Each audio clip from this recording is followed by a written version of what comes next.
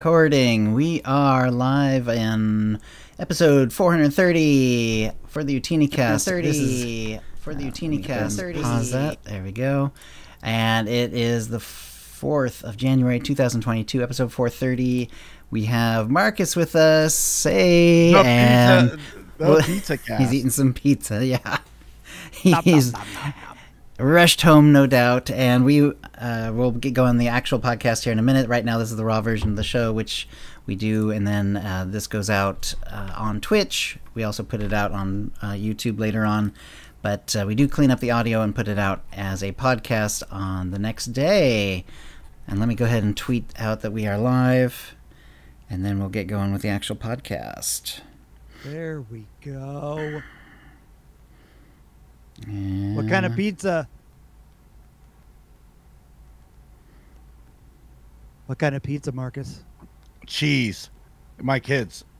I ate a half a sub before I came down, but I grabbed a slice on my way down because I was like, I'm still hungry, but I don't want to be trying to eat a whole, like, I don't want to eat a whole grinder all at once. You know what I mean? Yeah. I don't want to take it down the long way. You don't want to Scooby-Doo it? Yes. Yeah, I like that, right. the Scooby-Doo. That's right. Yeah. Scooby and Shaggy always ate it that way. They're like, there we go. Oh my god, yeah. I'm like, why is my light so shitty? Oh, that's because it's not on. That'll do it. See, I thought you looked great. Oh. I know somebody's going to get a Just Friends squeezer. Okay, so that's... All right, retweeted. We're good. Oh, all right, yep, I see Tsunami, Kitty Trace is here, Fortzer's here. All right, we got folks are rolling in. Yeah, so it's funny. It's we're just gonna have to vamp a lot because there is very little in the way of news, which, you know, it's just the time of year. The devs have a long history. You know, this is like their thing where they take off basically the last week of the year, and that seems to have been the case this year, especially for the community team. There's been like no forum posts, no nothing.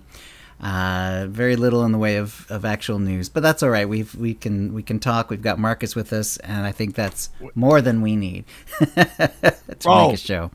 Actually, there is some stuff to talk about because you have so there's been some raiders on the PTS doing nightmare raiding. Nice. And there's actually something very serious to talk about because oh, cool, good. I'm not going to spoil it, but yeah. Okay, well, like, you'll have to let us know when we get there. Actually, yeah. Do you want to do it during the news section? I would do this. Or? Yeah, the news section. All right, because you said it's very light on news. Yep. It's and then I also added a little bit at the bottom for the Sarlacc Digest. Okay, great. I don't know if you saw that. No worries. That sounds good. Yeah, we can do that. That sounds good. And then let me put it here. Actually, this would be a good spot because there's Star Parse has announced that they're working on 7.0 ready for test. So that it'll be good to talk about right around there. Yeah, great.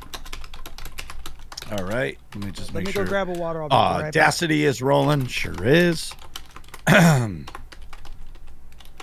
Okay.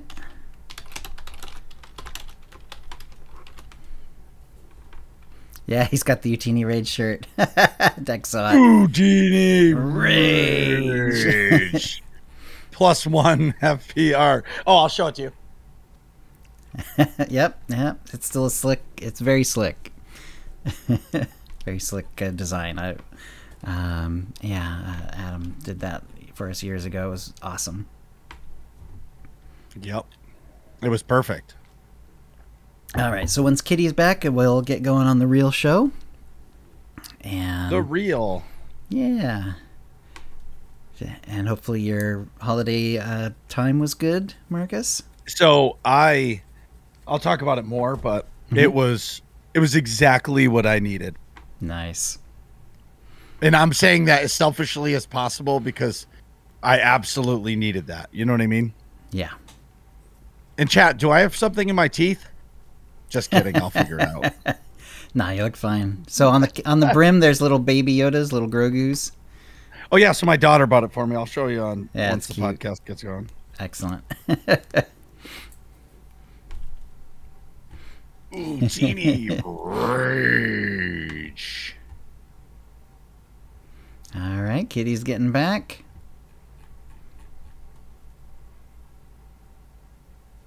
Ah. Okay. And if everyone's ready, I think we can get going. I was born ready. All right, going in 5.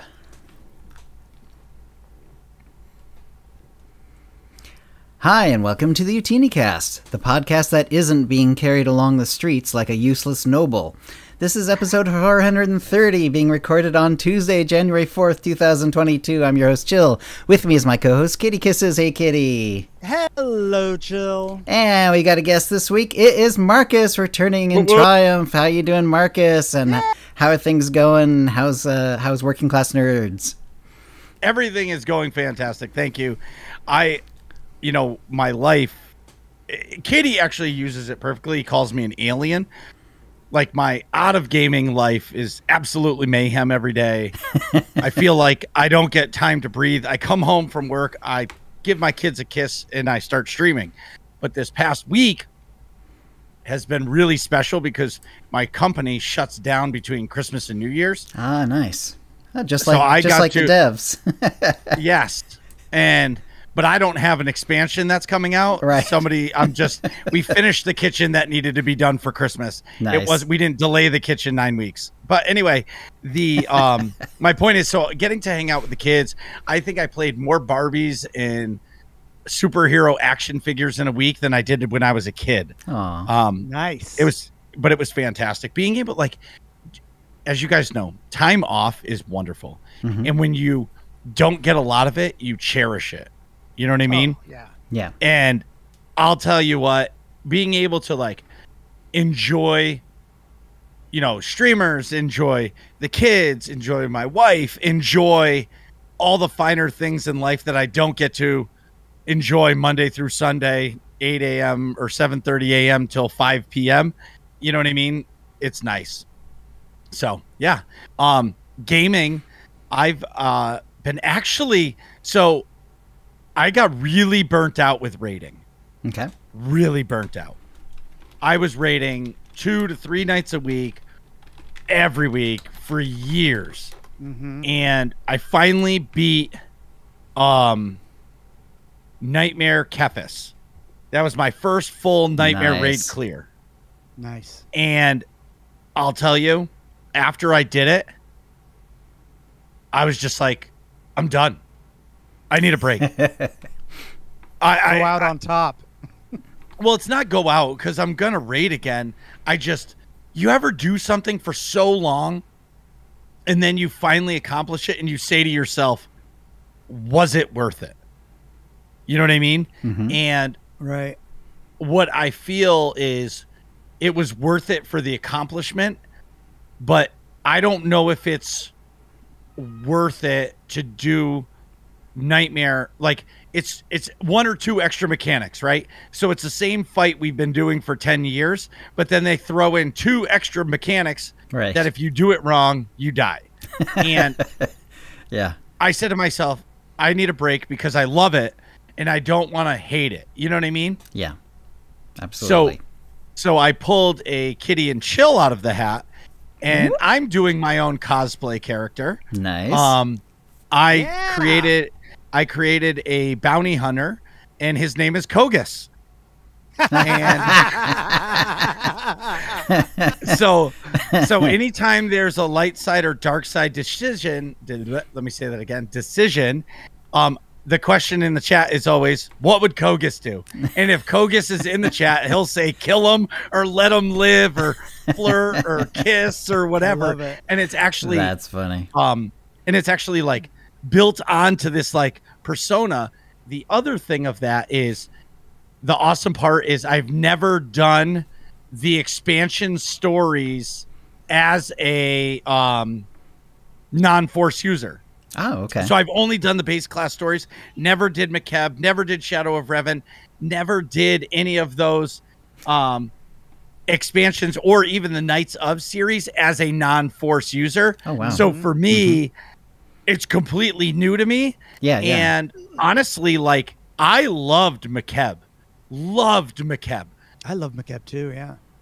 The only thing I'll say is the ads, like the trash, there's so much of it. And I call it the avoiding. I'm the avoider of trash. Like if I can skip trash, I'm going to do it. Right. Like a raider. Yes, exactly. And in the expansion, all of your secondary ones are going to have stealth, so you can avoid stuff. Well, yeah. Does the Arsenal Merc have a stealth? No. No. But what you can so do is I'm running. Have your second class be a stealth. Oh, one. the combat style. Yeah.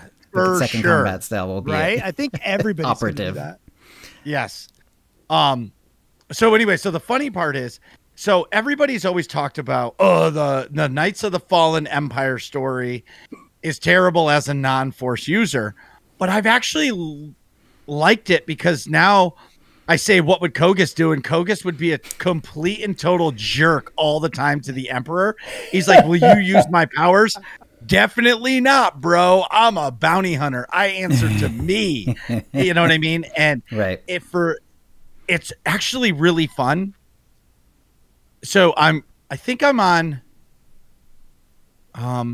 what's the name of the chapter where you go to the Gemini droid?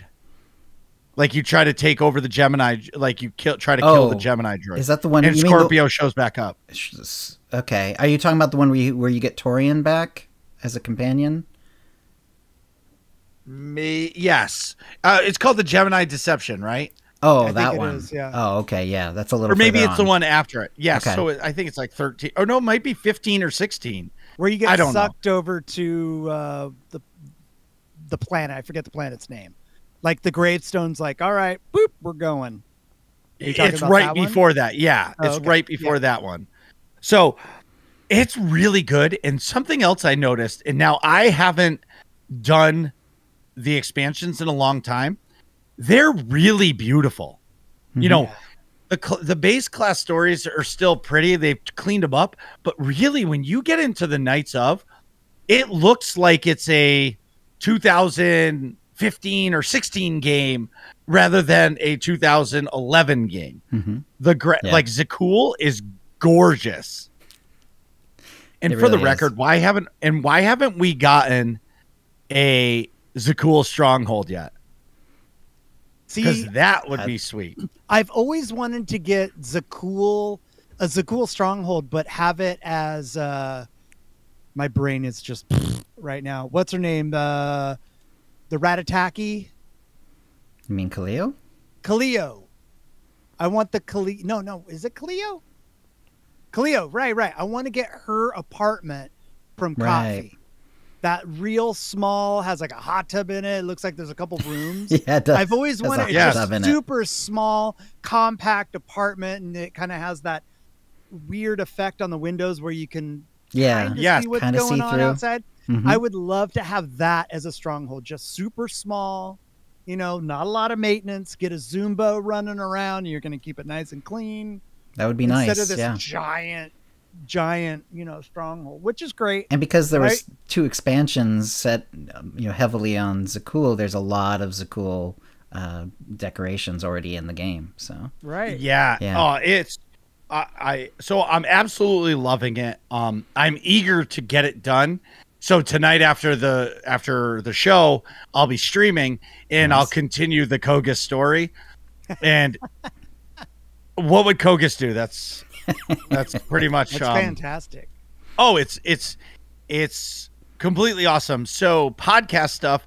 Nick and I just finished 134.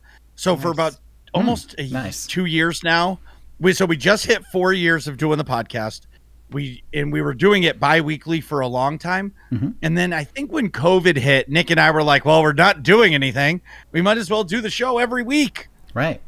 And now we're booking, like right now we just booked the guest for February 3rd.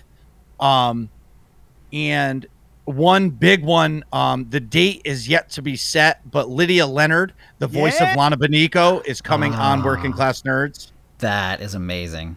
That's so well you told me that and you're like, don't tell anybody. Yeah. I was like, oh my God, will you announce it? Wow, you hear it. Yeah, we hear it here first, I guess. So her and I were speaking, we were talking today, and we're just trying to narrow down because she's in the UK.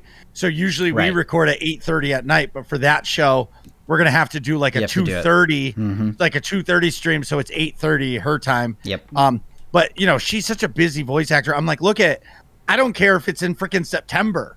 Let's just, just let me know when you can do it, and we're gonna do it and move on. That's and awesome. Then because she's Lana, but she's done, she did voice work for SWTOR from the beginning. Because like if you go do Drum and Koss and you do the Revanite Compound side stories, she's one of the people in that, for example, and she does some other stuff too.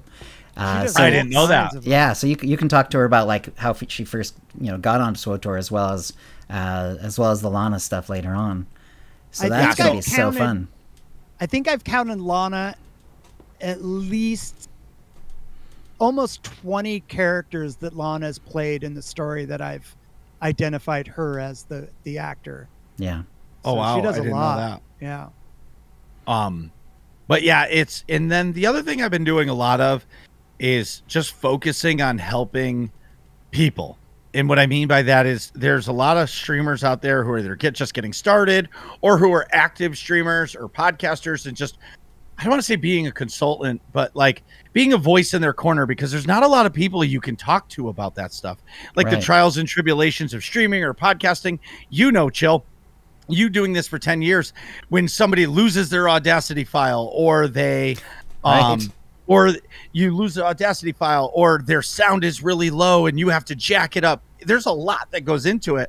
But how many people on the planet do you have that you can talk about that stuff with? Right. And it's really nice to be able to help people grow and help them succeed, because my goal with Working Class Nerds and Nick's and then my own stream channel is to help everybody's channel get bigger than my own, right? That's the true goal of it, because I want to see everybody succeed. You know what I mean? Yeah, exactly. And then the last thing I've been doing, I'm going to let Kitty talk about, because he's the reason why I started to do it. Okay. And thank you for bringing me back on the show. Oh, yeah. Yes. So excited to have you back. And I'm glad that the little wrinkles of life are finished and we've actually got you back on. Yes. All right. So Kitty, let us know what's going on and fill us in on the thing that Marcus teased. Well, I think Marcus is talking about the cleanliness that he has found since being a bidet owner.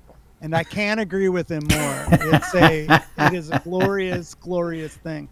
Oh, wait, no, you're talking about the book. Okay. I woke up this morning and there was like an update on my phone.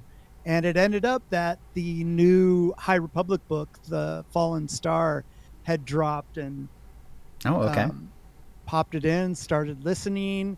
And then I went, wait a minute. I gotta get Nick and Marcus in on this. So I sent him a thing and they both like, wait, what's going on? It's out. So, and then I swear to God, so I started listening to it for maybe like a half hour or something like that. And then I'm like, okay, I don't have time to do it. So I put it down and Marcus starts dropping spoilers. Oh no. And I'm like, spoilers, no spoilers. Yeah, it takes a while to get through those. That far. Yeah, right. Exactly. Especially if you audiobook, it definitely takes a while. But I'm super stoked to get into it when I have more time, and because I've really, really enjoyed all the other books that they put out. And I know the Working Class Nerds always does a kind of a recap show, and I've been going on there and doing that with them, so it's become kind of this thing, and it's really, really fun. Nice. So I'm really looking forward to getting in there, and according to Marcus, it's effing awesome. So I'm in the shop. So I'm mainly in the shop now. So I'll shut myself in the back room where my spray booth is and where I'm just spraying cabinets and finishing them. Mm-hmm. Let me look. I think I'm on like chapter 9 already. Chapter 7. Okay. Yeah. What's awesome is there's a book that came out before this one. It's not as long. It's called Tempest Runner. Okay. It connects right. I'm trying to think. It connects right before the events of this, but it's like a side quest book. Oh, okay. And cool. It's fantastic. Fortzer loves it too. Yeah. In chat, Fortzer's saying, "Yeah, that's the best one." It was so good. It's the story of Lorna D. If you know about the High Republic, and what's awesome about us talking about it here in Star Wars. Now we have a game that's coming out that's set in the High Republic. I wonder if some of those characters are going to be tied in from the books. Hopefully, one would assume. Yeah, one would hope for sure. So it's pretty exciting, everybody. And hey, Marcus, is Tempest Runner on audiobook? Yeah. All right. You should listen to that before The Falling Star. Really? Okay. Yeah, it's only like 6 hours. You'll blast it out in like 2 days. Done. Cool. I can't wait. Anyway, I'm looking forward to getting into that as well. I've been playing my Jedi Shadow when doing solo streaming. Her name's Goth Kitty, and we just got done with the vanilla story, and it's been really fun. And did you give her like a goth look? Yeah, she's kind of got it. Well, she's kind of got the goth attitude, or she did when I made her, and now she's kind of that power hungry, Sith that wants to rule the galaxy type of thing. So she's really, really fun. And when I'm not doing the solo streams, I'm streaming with Kitty Treats. Yeah. And that's been super fun. And on that stream, I'm playing a Sentinel, and Kitty Treats is playing a Shadow. And when Goth Kitty is an assassin. So it gets really confusing in my head, like the first 5 minutes that we're playing, because I'm like, okay, I try to shadow stride in, and then all of a sudden my character force sleeps. And I'm like, wait. My head goes, what the hell's going on? But it's been a lot of fun. We've been really, really having a lot of fun on our dual streams, and we laugh a lot. And you did some special long ones along New Year's and Christmas and all that. Yeah. We did a New Year's Day stream. I think that was like 8 hours. Wow. And That's was that the Christmas stream was like 8+ hours. Whew. But it's so weird because we have so much fun that I swear it seems like maybe an hour, and then 8 hours is gone. It's like in retrospect afterwards, we both are looking at each other going, what the hell? Right. It's like a time warp. That's great. What I'll say that tells you a lot. When you guys, and what's special about it is when they first started doing it, I'm not saying it was a rocky road. I'm not saying that, but they were finding their groove, right? And now it's like they connect, and it's like meant to be. Like I see it as down the road, there may not be just a KittyKissz stream. It'll always be the Kitties. You know what I mean? Because it flows so well. And then what I really love is, so they're together and they're spending their holiday together, but they're sharing it with all of us. Yeah. And for me, that's pretty sweet when you get to get into one of their streams on a holiday, even at like Thanksgiving. I would pop in for 5 minutes at a time, but they were there, and it was just awesome. And just for the record, Kitty Treats has better lighting than KittyKissz. Just saying. Well, actually, this is the lighting that she brought over back here, nice and purpley. Yeah. It's super fun. It's great. And it's my favorite thing. And then they have a snack table that I'm envious of. Oh, right. We had craft services. We took an old music stand and turned it so it was horizontal, and put some pita chips and some hummus and some other junk food on there. It was That's smart. Awesome. That's smart. So yeah, for streaming, that's like perfect because you can't really like eat an entire meal while you're streaming. It just doesn't work right. Yeah. Right. Also, I'm really hungry right now, so this is making me even hungrier. You're hungry right now? I'm hungry right now, yeah, because I had kind of like a very light lunch, and that's all I had. I had no breakfast, and I had like a light lunch, and like my stomach's going. Rah, rah, rah, rah. Well, then I'll shut up, Chill. Let's. Oh, no worries, no worries. Let's do a chat roll call. Okay, all right. Let's see who's we got. Chat roll call. All right, so another TV viewers here, a service stop, Bantha Mojito's here, Darklight Smooth Wolf is here, Dex here, Evans 04111, Fortzer, Keladin Kidley, Kitty Treats is here, Lone Wolf, Marcus is in the chat room, Overlord, Bird, Predakill, Starry Saber, Tsunami Safari, Velik, and I'm going to pronounce it that way. It's actually Velik with like 4 C's at the end, and Venaros, and I hope that's everyone. I thought I saw some other people, like Evans is in. Was that Evans in the list? Anyway, so hey everyone, you know the list only updates every once in a while everyway. But anyway, hi everyone, thank you for coming. Let's see, what I've been doing is I did finish Talia. She's all done. She's basically now just a crew skill bot in the Stronghold. I created a warrior, and I was just going to do like a regular, this was like the 4th of the class buffs on Starforge. So when I get this one done, I will have all the class buffs unlocked on Starforge.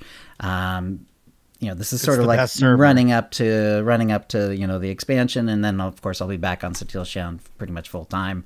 But for now, it's just fun to do other stuff and see things that haven't been completely unlocked, and occasionally getting achievement bings and stuff like that. It's like, oh, you know, killed 100 dudes with this companion out. It's like, yeah, of course I wouldn't have had that one on this street, you know, on this server. Well, like that. Chill, don't worry. You can stay on the Starforge. You're more than welcome to stay on the greatest server ever. I appreciate that, but I really do like being with the Rage and the Knights for sure. Of course. Yeah, and I was just going to do like a regular warrior and just kind of like RP it and not really make a cosplay just for once, just because that's occasionally fun too. But this was the day that Betty White died, so I decided to make Betty White as a Sith warrior. So now Betty White is a Sith warrior. She's now at the end of Act 1. I'm having a ball with it. She's got the white hair, and I've got like this sort of like weird rumply, looks like an old lady sweater that she's wearing, and some slacks. I mean, it's a whole lot of fun. And so I've got Betty White rocking it with Vet mostly, and it's been a lot of fun. So, and with double XP, the over leveling is crazy. She's only at the end of Act 1, and like she's like level 52 or something like that. It's nuts. So yeah, she'll be 75 before you know it, but it's all fun. That's awesome. Yeah, and it's like, you know, some people are saying, yeah, Betty White should have been a smuggler, or she'd been, I don't know, I could see her as almost any class, but I think she works well as a warrior.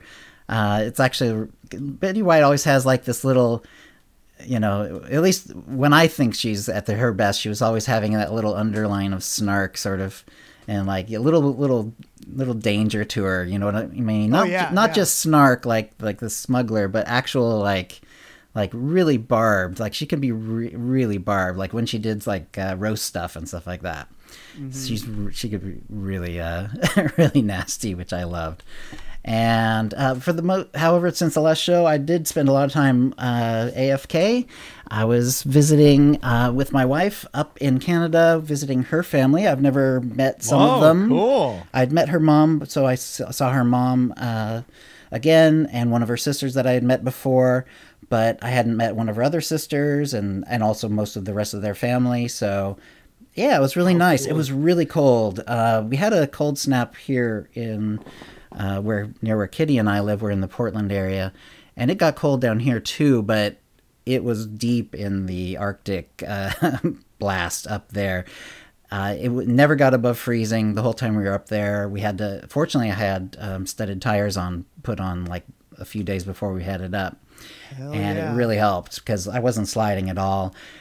Interestingly, like when it's that cold for that long, like even though there was ice and snow, or really just snow on the roads, it sort of compacts, but because you're not actually getting up to freezing, you're not really getting that sort of melting and refreezing where it just turns into an ice rink.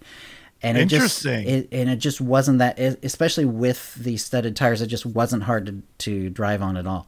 However, it was really freaking cold. It got down to as low as 7 degrees Fahrenheit, which is negative 14 Celsius a couple of times. That's a hard no for me. Yeah, me too. And at the second place that we stayed in, we had a couple of Airbnbs. The second one, there was like one wall where the pipes were going up the wall. So we had like the kitchen faucet stopped working. And it's like, oh, okay. Fortunately, it didn't like burst or anything, but it was frozen solid. It was very interesting. And it was also like an unusual thing because I'd never been to Canada during, COVID. So we had to get like COVID tests before you go. You have to do it like right before you go, like within a couple of days. So we did that. And, that was not a problem. We had those all negative and that was fine. And we went up and had a great time. It was really lovely. Beautiful place, lots of nice people. Mostly just saw her family because there wasn't a lot going on between the weather and COVID, but but it was still a really nice time. Interestingly, it was kind of funny because like when we went up to Canada, it was like a kind of a wait. There's several lines open, but it takes a few minutes for each car because they're looking at paperwork and making sure everything's copacetic and blah blah blah. And so it was like an hour. We basically creep forward, and we finally got through. And on the way to the U.S., there was no line. No one was trying to get into the U.S. Nobody's like, they're like, I ain't going back there. I'm all set with going back there. It was like, wow, we just drove, like we saw a car at the place. And as we pulled up and stopped, that guy finished and went away and we went right in. Like there was no wait at all. We handed our passports and, getting back in the U.S. was pretty simple too. Cause we live in the U.S. and she's a Canadian citizen, so technically there was a potential there, but because she's, been on a green card for 20 years and still works for the city of Portland, it's, not exactly difficult. And she actually resides in the U.S., so that part was easy. So other than that, though, it was just a lot of fun. The last week or so, I've spent a lot of CCs unlocking things from the sale. There's certain things that I'd gotten on one character, and it's like, okay, let's just unlock it for the whole account because this is the time to do it. And I bought a couple of the 50% off mounts just because those CCs were burning a hole in my pocket. There's that Fractal? Yeah, I got. I did. I also unlocked some boxes. I just opened some boxes that I had just so I could then take out the armor and then unlock it for the account. Yeah. I got Tawadair's set that way, so that's now unlocked for the account, which was pretty nice. That was like the one like really really hard to get one, and a few others that had some nice bits. And it's like, okay, we'll just unlock it for the account, and if we happen to that one belt that looks kind of cool, or these boots that seem to be that could be useful or whatever, and then that'll already be unlocked. And I also got I bought the Vectron. Oh god, I didn't write it down because I couldn't remember it. It's the little stand-up mount. It's like it was like the first stand-up mount. Picker. Yeah, where you just kind of hold onto a pole on a little disc and you kind of float around. I like that. It's so simple, but I just happen to love that one. Always wanted it, and you know what? I just went ahead and plunked down the CCs and got it. And it is the best mount for platforming, hands down. Right, you've even mentioned that before, where because it's so small around you that you can really tell where your character actually is, and it's also because it's centered in in some mounts your character's not centered on the mount, so it's like right. You kind of have to get a feel for where you are. Whereas this one, you're right. It's like there's a little disc, and you're standing right on the middle of it. Right. My problem with the my problem with the sales is I wait until they're over and go, hey, I thought everything was on sale. I'm always like that guy that's like a week late. Like, oh, I'm going to unlock this. I'm going to do it. But the sale's still going on. I'll be fine. Right. And then you log in and go, it's not on sale anymore. It's not on sale anymore. And Kitty's got some news on that. So let's get to the tip of the week here. Okay. The tip of the week is BioWare told us that the sales were going to be kaput on Monday. However, the sales are still going live now. Yes. They're still running. Just checked it right before the show, and the mounts are still 50% off, and unlocks are 75% off still right now. Now, we have no idea how long this is going to last. This might be a mistake that they're going to correct right away, or maybe they'll let it go a week and do it at the next, weekly reset. But there's no way to tell. Minutes. So yeah. So let's. So as soon as they hear this, they're. So if you were like, oh gosh, I just missed it. Hey, you can do it right now. Yeah. Hey, everybody! If you want to see me blow some cartel coins after the podcast, come to the twitch.tv/MarcusMedia14. I'm doing some sale purchasing. We'll plan on rating you, Marcus. We'll just make sure that you get your stream started right after we stop here, and then we'll get you rated. Oh, there might be somebody way better than me to raid. So we'll just take it one day at a time. All right. What else do we have for tips? There's got to be tips. I have one too. Are 50% off still too. Right. I didn't actually confirm that, but I presume it is because the mounts are as well. Yeah, when I left streaming before I started the show. Yep, we checked them all. Yeah. Just for the record, I made millions of credits by selling decos. I never knew that decos were worth that much to people. Oh, I think I sold this Zakul plant, and it was like 80 million credits. Wow. And I said, what?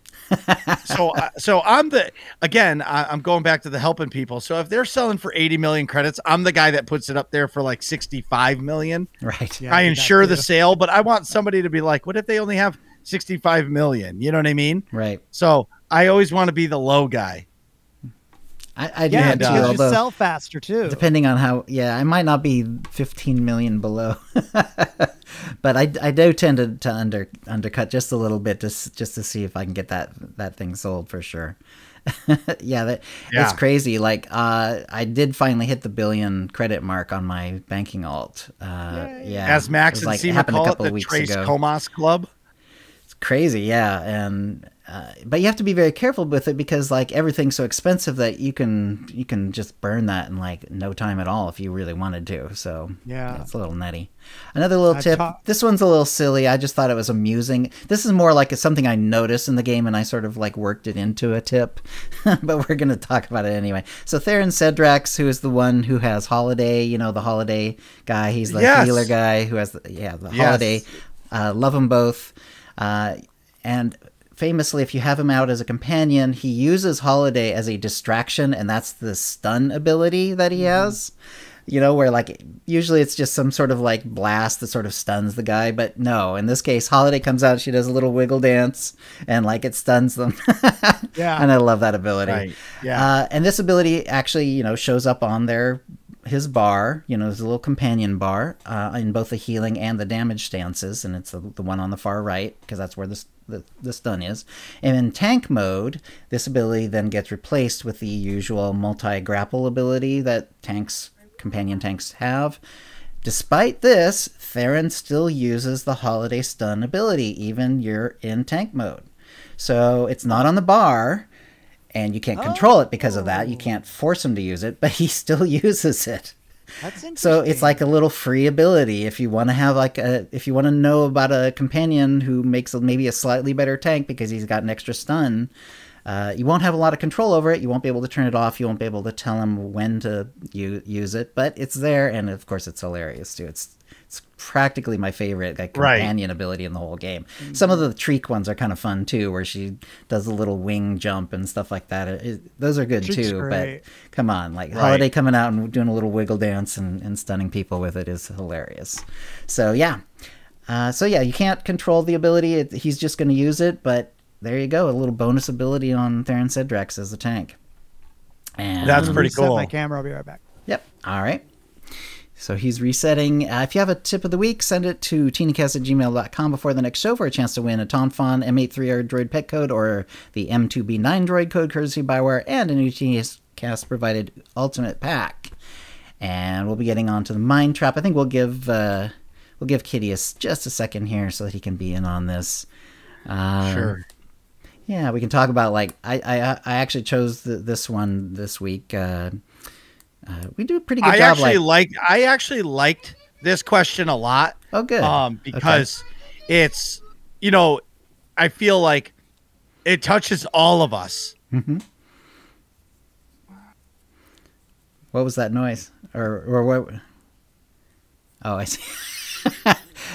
For those playing at home, Marcus has turned off his mic so that he could talk to someone.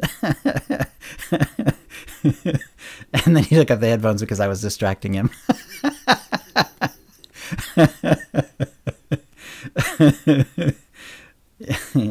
That's all good. It sure is. Sorry, I was doing the play-by-play. Yeah. It's such a good streamer. Yeah. All right. What'd you say? Lone Wolf said, "I love Chair, such a good streamer." Oh, see, I named my chair because I don't use the "Be Back Soon" screen, so my chair is named Charlie, and I tell everybody whenever I leave to just talk to Charlie while I'm gone. we got it. So we got to name Kitty's chair. So it's maybe call him Pumpkin. Yeah, maybe. Pumpkin. Pumpkin. Right. Yeah. So when you leave, pumpkin, it looks like there's teeth here. Exactly. Mine is it's like a jack-o'-lantern. Yeah, that's true. It's named here. Kitty's chair is named Pumpkin. My chair is Charlie. Kitty's is Pumpkin. Nice. All right, so we're on to the mind trap now, Kitty. And so what we asked was, if SWTOR is greenlit for a movie, what would you like as the subject? And the options I gave are The Emperor, Revan, Republic and Empire War, or other. And based on the people who did respond with the other, it looks like Malgus probably would have been the best fourth option, because there was a fair number of people who did other and then said, hey, let's have a Malgus movie. Makes sense. So, but the winner was Revan with 49%. Second was Republic/Empire War, 33.1%. The Emperor was 15.6%, and other was 2.3%. A lot of votes for this one, 1,459 votes. So yeah, 1,400 votes. That's pretty big. So a lot of people thought this was an interesting question, which I'm always pleased. Although that's not really how I don't try to min-max for like how many votes I think we'll actually get. I just thought this was an interesting question to ask, especially like this time of year when we're sort of waiting for an expansion and people are like waiting for Book of Boba Fett to come out and stuff like that. Personally, my vote would be Republic and Empire War. I'd just love to see that as sort of the general setting and sort of the focus of the movie, or movies or whatever, series or whatever it would end up being. I do understand, like Revan is very, close to the heart of SWTOR people because, he started with KOTOR and then he also shows up in SWTOR as well. He's also a very strong character that sort of, like looms large over the SWTOR thing. But then so does the Emperor, and that was another option. He actually just came in third. So, yeah, I thought that was interesting. How about you, Marcus? What would you? I voted for the Republic Empire War. Mm-hmm. It's not that I don't love the Revan story. I just feel like the Republic Empire War can span multiple characters. If you look at like the Clone Wars TV show, the reason why the Clone Wars TV show was so awesome is because it spanned multiple characters like throughout. Right. So every episode was something different. I feel like you could really do a show or a movie with just like all the different characters from the Republic and the Empire. Mm-hmm. And for me, Revan is just one guy. That story can be told. Sure, it would be cool to see it with Keanu Reeves as Revan, but at the same time, yeah, like at the same time, definitely, we've had our games. We've had it show that Republic Empire War, because we all know the imp side is the best side. How about you, Kitty? As long as you're doing editorials. I chose Republic Empire War as well. Okay. And basically for the same reasons that Marcus chose, there's just so much. There's so much there. You could focus on many different characters instead of just one. I was tempted to do the Emperor because I think it would have been a cool kind of. I was thinking of Palpatine. You know, the story of how Palpatine came into power and his he's sort of he sort of becomes Darth Plagueis. Yes, right. I thought that would have been cool of the Star Wars movies, especially in the prequels. Yeah, right. And the reason I kind of shied away from Revan is because we already got a Revan story. It's already good. Like, I don't think it needs to be made into a movie. And if they did make it into a movie, I don't have any kind of faith that they would do it justice. So I'm like, it's been told, it's great.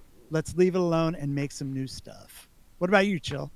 Yeah, well, like I said, I did do Republic Empire War, and I for a lot of the same reasons. I think it would be more interesting to. There's so many good stories that they did tell during like the class story and so on. So I think it would be great to have sort of that as the backdrop, and then just find an interesting story to tell in with that as the background.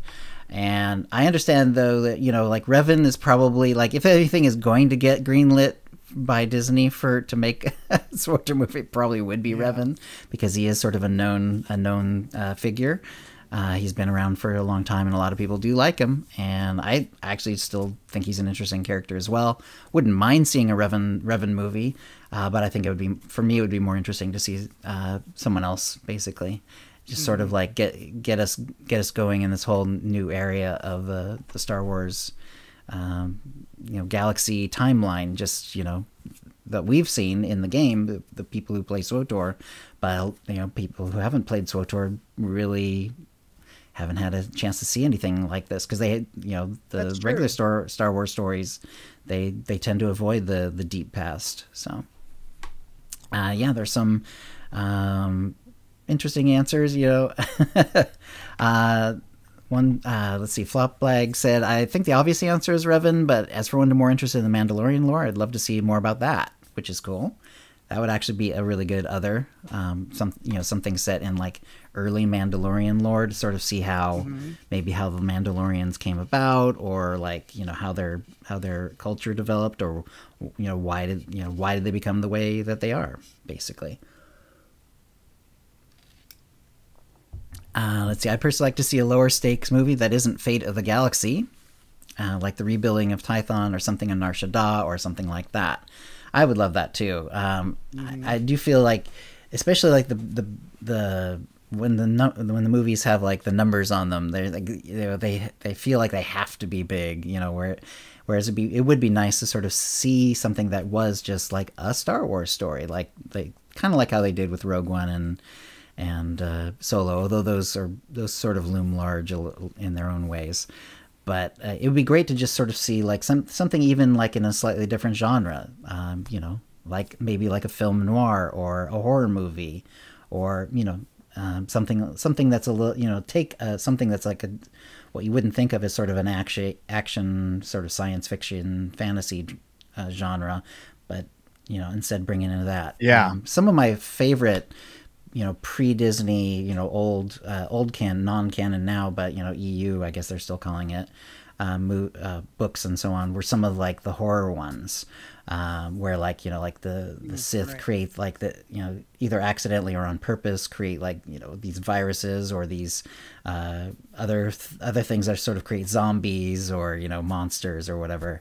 There's some really fun ones out there that are like that.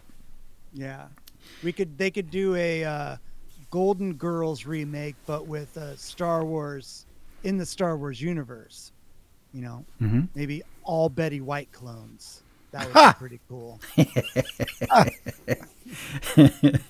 And in addition to the Malgus people, Sunny wrote, Jedi Knight campaign is basically literally perfect fodder for a new trilogy. That's kind of a cool idea. I mean, it is sort of like, when you look at all the different class stories, like some of them have more sort of meat as far as like what ends up being sort of SWTOR canon, and Jedi Knight is like sort of central to that. Like the Bounty Hunter has a couple cool things that definitely like factor in. The Warrior does as well, but the Jedi Knight story is like, he actually goes up against, fights the Emperor and stuff like that. There's like a lot that really ties into SWTOR lore. So anyway, all right. And let me see.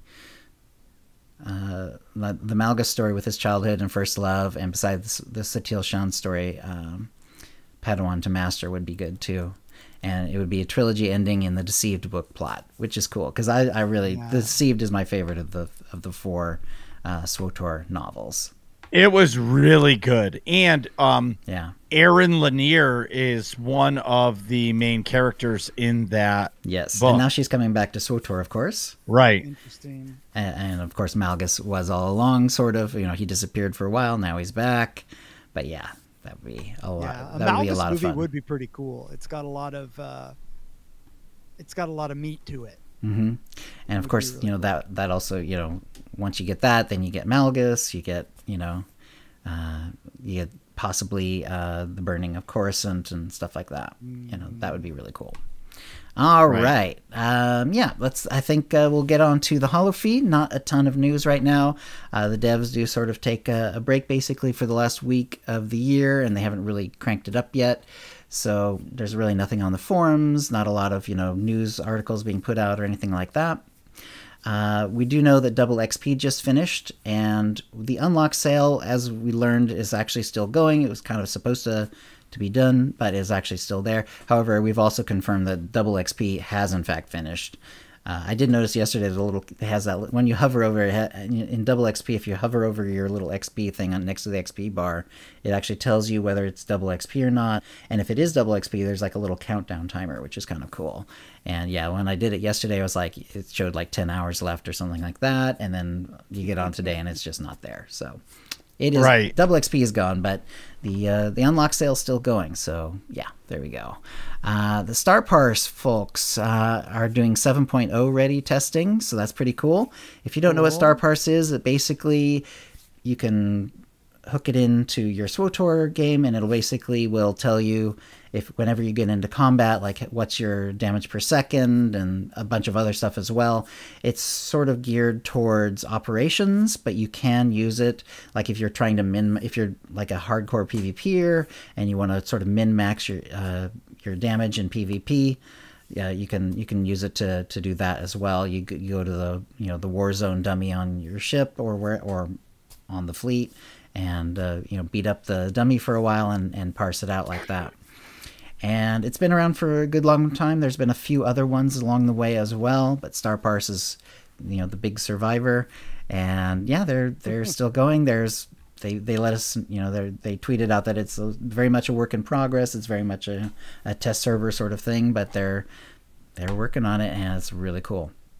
And you had some information also about folks doing Nightmare Ops on the server. So test server. This past weekend, they are a team that does Nightmare, and they are from the EU on the Darth Malgus server, and if they're doing sales runs, they're a pretty good team, right? Mm-hmm. They're carrying an entire one player through an 8-man operation. Right. So you have to be pretty good, right? Mm-hmm. That's a high caliber player. Well, they couldn't beat Terror from Beyond on Nightmare. They had to switch on the Writhing Horror, which is the first boss in the operation, which I've beaten. And it's a battle of a fight, but it's not, I wouldn't say it's a tough fight. Right. They had to switch to 2 tanks, 1 healer, and 5 DPS in order to beat it. One of the tanks is a Jug main, and the Jug main had to stop playing the Juggernaut because it is unplayable in Nightmare operations. Unplayable in the PTS. Wow. There's no cooldowns. They've purged all of the moves, and I know this is going to sound... You have to choose between your 3 cooldowns. That's correct. So get one of them, yeah. That tank was getting hit by basic attacks for 18k and 40k, and it was just killing them. The healer... Did you switch to Bounty Hunter or to Assassin? Assassin. So they ended up doing 2 Assassins. Then they found out that... So back to the tank. So a Jug tank, as of right now, is unplayable in hard content in Nightmare Operations in 7.0. Yeah. Right? Then, so when they switched, they couldn't the numbers didn't work. And yes, it's a PTS. They can move the numbers around, but it is really hard right now to be able to focus and be able to win a fight if you can't. How can you can't win if it's not balanced? Right. So that's my first concern. So not only did BioWare remove the Juggernaut's ability to be a viable DPS class, they've also removed it as a tank now, which is super concerning as a Jug main tank. Yeah. And I haven't done it yet. We're actually planning on putting our team through Nightmare in the PTS to test it out. But you're talking about 8 of the best players. And if you want the credibility, the guy who runs Star Parse was in the raid. Wow. And he said it was mathematically impossible for 4 DPS to win. Then with 5 DPS, they couldn't beat the Tentacles before they got to the Terror. Okay. And, so I'm actually, and I'm not trying to be a Debbie Downer. I'm actually concerned about the purging of abilities. And I've been saying that for 6 months since they announced it in July, that I don't understand how you're going to be able to balance everything. And you guys were around when there was like PvP gear and PvE gear. Right. And for me, I feel like now the PvE players are going to pay the price for them trying to balance the gear for both, because, I don't know how to fix the problem. In my opinion, is it better just to remove all the Nightmare operations at launch of 7.0 and then rebalance them and then release them over the course of a year or 3 months or whatever? Because as is, you're not going to see the new operation until probably May, I would guess, or June. My biggest concern, and I wanted to ask you guys, have you guys played on the PTS? Have you guys tried these classes to know whether or not they're going to be viable? Or because you guys do story content, is it just like, okay, I just don't have these cooldowns? Chill. Right. I've been on the test server a few times, not a ton, but a few times, and I've seen like several of them and how you make the choices and so on. And I did, and it was some, especially when I did the Juggernaut, which I should sort of focus on because it's one of my main classes. I was like, yeah, these are these are a lot of the things that are going away, especially that one where there's like 3 different defensive ones and you have to choose between them, and it's like, wow. Yes. Endure Pain, Enraged Defense, and what's the third one? I think it was the Mad Dash one. Yeah, the Mad Dash. Yep. Yeah. I was like, wow, because like both of those, especially, I mean, Mad Dash, yes, I mean, yeah, it is a defensive cooldown because you get a little, less damage when you're dashing and whatever. But the other two, especially, it's like both of those are super important. So the question is like, are they going to end up having to bring back some of the abilities, or could they potentially like buff some of the defensive cooldowns so they actually work, so that they're stronger? Yeah, I don't know. I don't know how to fix that problem.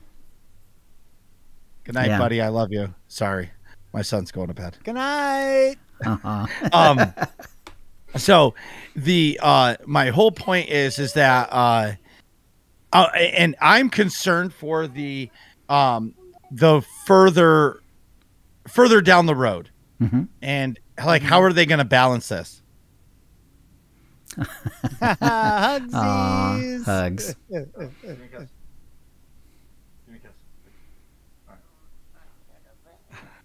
All right, I love you, Jules. Yeah. So I guess so. My biggest concern is clearly they have some work to do. Yeah. So Averia put out a video of the things that she's concerned with for 7.0. Yes. And I don't know, like, I know nothing about game development, right? Nothing. And I have good night. I have no idea about game development. I build cabinets for a living, and then I spray them and finish them, and they look beautiful, right? Right. I don't know how long it takes to do this stuff, but we've been hearing about the 10-year anniversary for 3 years, how great it's going to be. So you had 3 years to figure out a time, and then to not release it because you wanted to reinvent the wheel, I feel like they've let us down. It's really disappointing for me because this is more of like a 10-year celebration, not a 10-year anniversary. And I'm really concerned that is February 14th or 15th really going to be the day that this game comes out? Because the way the PTS looks right now, I don't think it's ready. Well, it's definitely not ready right now. And just like yourself, I'm not a game developer, but and I still owe you 20 push-ups. Actually, before we end the stream, I want my 20. Live. But seriously, so I just watched that, and I'm calling out all the OotiniCast listeners to please get on the PTS. If you're a raider, get in the hard mode. Please. Try it. Please, and message me, message Chill, message Kitty, message anybody to try to get a hold of BioWare to say, hey, these things are broken or we don't have enough oomph to win. Help us. Thank you, Marcus. That's a great thing to say. I think that after hearing that speech, I think I'm going to jump in there and give my 2 cents. But yeah, everybody jump onto PTS and play it out. Play your main class, see what you think, and send some test feedback, your content. Now is the time that we should be doing this so that our game isn't broken when they try to put it out. Right. And I say to everybody, go on the PTS, even if it's just one time, but do the content you do. If you're a PvP player, play PvP. If you do raiding, go do an operation. You know what I mean? Right. Because you want to, it's like voting. And I'm not going political. I don't care who you vote for. But if you don't vote, I feel like you don't have a say. Same thing with if you don't go on the PTS, but you bitch and complain, you don't have a right because you didn't do anything to try to get it better. Go test the things that need to be tested. Armchair coaching, right? Is that what it's called in sports ball? Yeah, sports ball. Well, I think I know what I'm going to be streaming in the near future. Well, Kitty, I'm surprised you and Chill aren't doing it. If you finish the class story, you get rewards or something. If you go through and do all of their content, you get a special mount. Yeah, but not in the time. Isn't there a hard out on that? A hard stop? By the time, by the time they pull the PTS down, which is before launch. I heard that from what I'd heard, that it was going to be taken down and that you really needed to be on that route already. But I don't know. I guess you're right. I should. Spacebar. Yeah, right. Party at the spacebar. Yeah. Happy hour at the spacebar. Yeah, spacebar through the entire story. But I think it would be really cool. Well, yeah, and it would really be cool to see it because then I saw there was a video where somebody put on the new pair of pants, gear pants, and they were completely invisible and you just saw the trees behind their legs, where their legs should be. For me, that's got to be hilarious. Yeah. Wow. Yeah. Yeah, I think I'm hoping that maybe they'll come out with more clarity as to why they are deciding to lower the amount of abilities in the game, because I understand definitely not wanting to add any more because there has been a serious bloat, but they've never come up with a real reason why they're wanting to remove it, other than I guess they feel it's over bloated, but that's just guessing. And they haven't actually said, hey, XYZ, this is why we're doing it. So maybe, how firm they are about this, I don't know. Well, I have a theory if you want to hear it. Okay. Yeah. I think they are, I'm being honest when I say this. I think they are doing it so they can release it with a controller. I think they're trying to make it more inclusive for all of players So if you look at some of the other big MMOs like Final Fantasy 14 and Elder Scrolls Online, it's 100% controller support. So if they pull the buttons, the abilities down, and they can put it in a controller, think about how many people play on an Xbox or a PlayStation, and they port it to a console. Now, I don't know anything. This is just my tinfoil hat that I've been wearing for 3 years. That's my thought of where they're going with all of this. Okay, but yeah, they haven't. Could be right. They haven't said any word about this. We have no idea if that's actually true. But yeah, that would be one potential reason. And even if they weren't going to cross-port it, even if if you could put it on a controller and it was still on a PC, there could be certain like people who have, who have difficulties playing with like the regular mouse and keyboard setup. Who would have access to the game at that point. So there are potential reasons for simplifying the amount of abilities, beyond that. But wouldn't they have told us that? Wouldn't they make that known so that people would start to get the hype going on it? I understand that BioWare isn't always the best at getting the hype going, but that would be something that you think you would have heard of by now. Yeah, if BioWare brought like 15% of Chimera hype, we would all be jumping up and down in our chairs, excited to play you know what I mean, for a controller or whatever. Well, I think they have a lot. I think they have a lot going on, just to say, with just getting this expansion out. So for me, I think if that's one of their goals, maybe like long term, maybe that's a later in this year thing, where they say, hey, we're controller support, boom, mic drop. You know what I mean? I mean, between me and you guys, I'll try it on a controller. I'm not saying I'm going to like it, but yeah, well, I'll try it. That'll be an interesting day. Imagine sitting back and here, I'll show you. Imagine like leaning back and yeah. And playing it, just in an armchair or something. Yeah. Yes. I can't stand controllers. I suck at them. I'm not very good with controllers, but I mean, I've been using a Nostromo for like basically all the time I've been playing SWTOR. What's a Nostromo? So it's something. Can you show it to me? I don't think the thing will quite reach. It's corded. It's basically like a little mini. You rest your hand on it. It has a little mini keyboard on it, but it also has like a thumb joystick. It has thumb buttons. And it has like a little scroll wheel itself as well. Nostromo? Yeah, it's from Razer. It's been around forever. To the Google.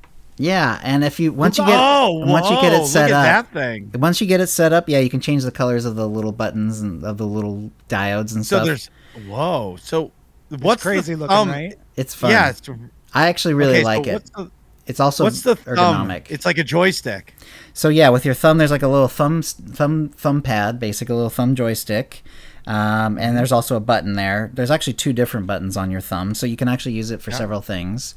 There's like basically like half of a keyboard almost, that you can reach with your fingers. There's also a little mouse scroll wheel with a little click in too, so it's the kind that you can click as well as scroll. And you basically just set it up, and then it just whatever your keybinds are in SWTOR, you just tell the Nostromo, okay, this is that keybind, and once you get it set up, it's very straightforward. And fortunately, do you use a mouse? I have a mouse in the right hand, for camera control and so on. Yeah, sure. Wow, that's pretty cool. I never saw one of those. I've been very happy with it. Ergonomically, it's great because it's actually shapes to your hand like that. I've just been very happy with it. This is actually my second one because I actually finally wore out the other one. Actually, I didn't wear out the whole thing. There was like one button basically that kind of went screwy, and I ended up just buying another one. Yeah, sure. How much was it? It's not super cheap, but it's in the $100 range, something like that. It's like worth it. Yeah, for me it was worth it, and especially for something I literally use it every day. Like, it's great. It's absolutely great. And then you can also tell it to set up for other games too. So whatever game you've got, You know, you tell it to do, you know, oh, I'm playing this game now, and then it uses those keybinds instead. It's really nice. Yeah. Nice. Apparently, Floplag uses one. Forzer, yeah. And there is a newer one. Forzer says it probably is. I mean, I bought the original one. I think before SWTOR even started. The one I got is very, very similar, and it's like almost no different at all. So I don't, you know, so it makes sense that they would finally come up with a newer one. But anyway, yeah. So yeah, and you know, because it's more of a keyboard thing, you don't really, the fact that there's a lot of buttons in SWTOR isn't so bad, because I basically use key combinations. One of my keys basically becomes space, another one becomes control, another one becomes alt, and then I can do and then that basically almost triples the amount of keybinds I can put in.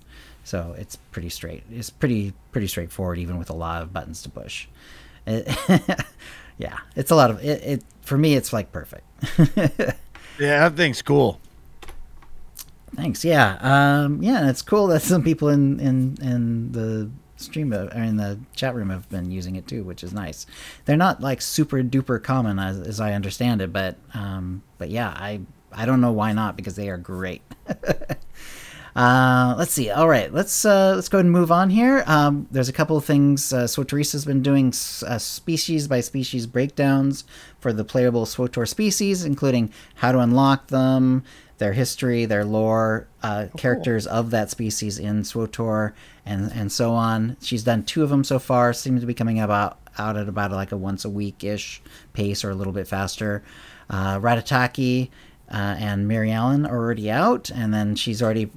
I've been seeing her on Twitter, like putting out requests for characters, you know, of various species, so that she can keep going with these videos. So they're very well done as usual. SWTORista's just knocking it out of the park, as she always does. You can check them out. I've got the links in the show notes, or of course, if you just go to YouTube and look for SWTORista, they'll be the last 2 videos that she has out right now. I should send her the picture of the pureblood Sith bounty hunter, which is named Kogus, so she can use it for her pureblood Sith. Yeah, I mean, it was a lot of, yeah, I was actually thinking of looking at him, and it's like, but she wants some like certain specific, she had some requests about, like, you know, if they don't have the text floating above the heads and stuff like that. And a lot of my screenshots, I don't bother to take away the text. I just hit the screenshot and go. So I wasn't able to find any that really worked for her, but I was looking, SWTORista, I was looking. Let's see. So, and finally, we got Book of Boba Fett is starting to come out. We've got 1 episode. Next one actually comes out tomorrow. They are coming out on a once a week pace every Wednesday, and there's going to be 7 episodes in total. And we have episode 1 out. Have both of you guys seen it? We're going to be sort of light on, very light spoilery, like try to avoid spoilers. It sounds like you guys have both had a chance to see it, which is great. I saw it as well. Personally, I thought, well done. I wasn't blown away. This is very much for me, it felt very set-up-y, like they have a lot of things that they want to set up. Mm-hmm. And so they weren't able to get, you know, too much. Like they're basically doing the things that they need to do to keep it going, to get the story really rolling. Right. And there were some fun bits for sure. I wasn't disappointed. I'm not saying that. I was just like, I wasn't blown away. You know what I mean? It's like, I get what they're doing. They need to set up all of this. They need to tell us, okay, this is why he's alive, and you know, this is now that if you've seen the end of The Mandalorian, then you kind of know like what's happened and what, you know, where it's set and why it's set there and that sort of thing. Some good acting. I thought they're having some fun. The Gamorrean guards were sort of an interesting touch. Yeah, I like that. Yeah. So how about you guys? What did you think? I loved it. I thought it was great.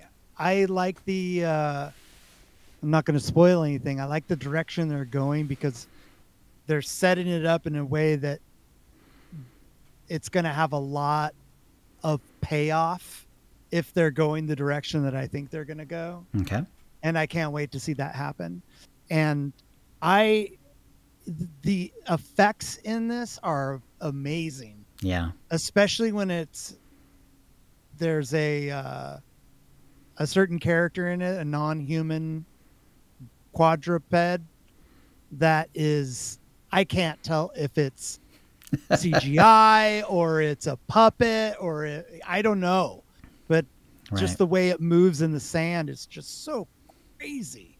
It's really, really cool. Yeah. What about you, Marcus? So I have three feelings. So first is, I feel it was a great pilot episode. Mm-hmm. If you think about a pilot episode, it was perfect. It gave you just enough to hook you in, and now they're reeling us back, baby. We're getting reeled in. The other thing I liked is, how do I say it without spoiling it? It felt really good to get the story. Mm-hmm. I know what you're saying. Yeah, completely. From the last time we saw him, right? Right. It's good to get that. The last thing is, you know what it feels like to me, and I'm stealing this completely from Nick, but he's not here, so it's my thought now. It feels a lot like The Sopranos. If you've watched The Sopranos, I feel like that kind of vibe where there's action, but there's also other stuff going on, and it doesn't need to be, like The Mandalorian was like driving 100 the entire time. Right. This goes from 100 down to like 45, then back on the gas. You know what I mean? Mm-hmm. Mm-hmm. For me. Yay!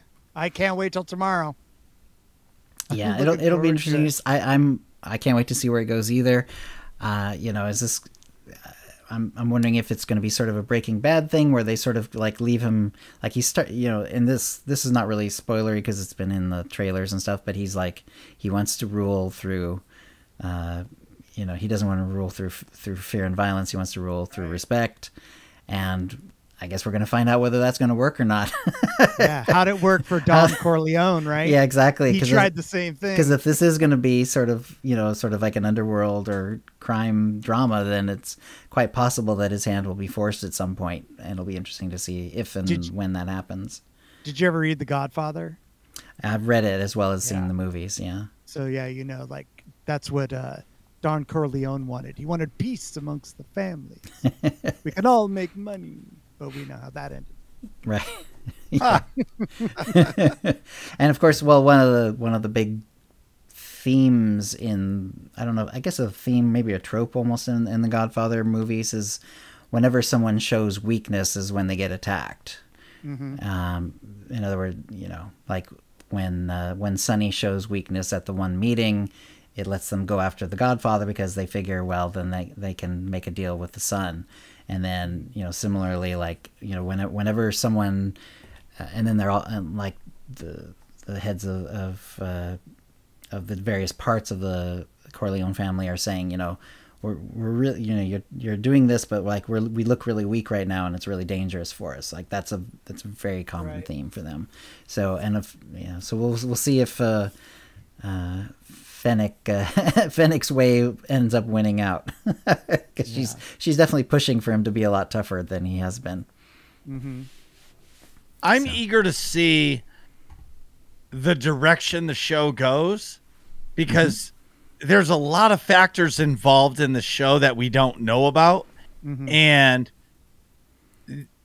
And the one is I'm trying not to spoil it. We just got to see the episode 2, because there's some answers that need to be answered. Maybe, Chill, what if when the season of Boba Fett is over, what if you did like a recap? I would love it. Yeah. And if you don't want to spoil anything on OotiniCast, you can come on Working Class Nerds and do it. We'll spoil the whole thing. Spoil the hell out of it. because there's so many things, and like you guys being Star Wars fans, I feel like this recap of this show is going to be such a great conversation, because we're going to be able to talk about how we saw Darth Jar Jar Binks jumping out of the Sarlacc pit. You know what I mean? Mm-hmm. I can't wait. Yeah, that'll be fun. We should do that for sure. Yeah, 100%. I like that. I'd like that. All right, and moving on to force feedback, we wanted to send some grats out to Adrian Smith. He shows up and he communicates with us a lot. I can't remember if we've actually read his email or anything. It's DL. It's DL Smooth. Yep. Yeah, he's in a video called "Living with Cerebral Palsy." He's gotten his brown belt with cerebral palsy, which is amazing. Yeah, hell of an achievement. He works with computers. He hopes to work with for Marvel or Star Wars one day. And there's a YouTube link in the show notes, and it's a really nice little video. And Adrian's a really nice guy. We've been in communication, and he's a salt of the earth kind of guy. And then speaking of salts of the earth, Marcus, you wanted to talk about SWTOR streamers. Let's go to the Sarlacc Digest. Speaking of, what? Wait, can you say the Sarlacc Digest the right way? All right, now we go down to the Sarlacc Digest, where we go over the issues for 1,000 years, or until we run out of time. Yes. So, all right. So I really want to talk to everybody about how awesome this community is, just for a couple minutes. I promise, like, I'm not going to talk all night, but if you're just getting into this game, or you've played this game for 10 years, there are unbelievable content creators that produce content for this game. Even if we just start on Twitch, right? Think about how many awesome people, and we can't not mention SWTORista. Mm-hmm. She's the Empress of SWTOR. I tell everybody, SWTORista single-handedly saved this game with all of her. Saved SWTOR, and between her YouTube videos, I mean, you want to learn how to make YouTube videos? Just watch SWTORista's channel when she's posting a video of her making a video. She's basically teaching you how to make videos on her stream for free. You know what I mean? And she's so knowledgeable. And then there's so many other people you can watch. Like if you liked ranked PvP, or you want to know more about it, but you don't want to be involved in the toxicity, go see Kogus. Yeah. Like Kogus probably, you know what I mean? And there's so many awesome people out there. And I just wanted to take a minute to talk about it, because I think some of the content creators, especially if you're new to the game, you might not know where to go. Like, Chill, your stream, you know so much about this game. If somebody comes in your stream and asks you a question on, hey, I just started playing, you instantly start talking about it. And if you need to know anything, you know it. Kitty, in his show title, it says noob friendly. To me, that it doesn't get more welcoming than that. Mm-hmm. But I feel like we don't take enough time to really mention some awesome content creators and what they do. Mm-hmm. Chimeri, you want a high energy stream? Go see Chimeri. Like, he is out of control from the beginning of his stream to the end. And the craziest thing is when he does his 24-hour streams, he's like that for 24 hours. Amazing. Robot. Yeah. You know what I mean? Tabs is amazing. Tabitha Games. She has autism. She fights her demons, and she still streams, and her stream is amazing. Yeah. You have Dread, Stay Alive, Socks, Declan from the UK, Darth Dad, Smokey, Kitty Treats, Biggs, Lauren. There's so many of us. Please go support your SWTOR streamers, and don't ever hesitate to ask questions. Yes. Yep. Well said. Woo. Yeah. I really want to push that, because there's so many of us out there, and sometimes, you know, people feel lost in a game, and I feel like Twitch has really allowed new players to find people and learn how to play the game.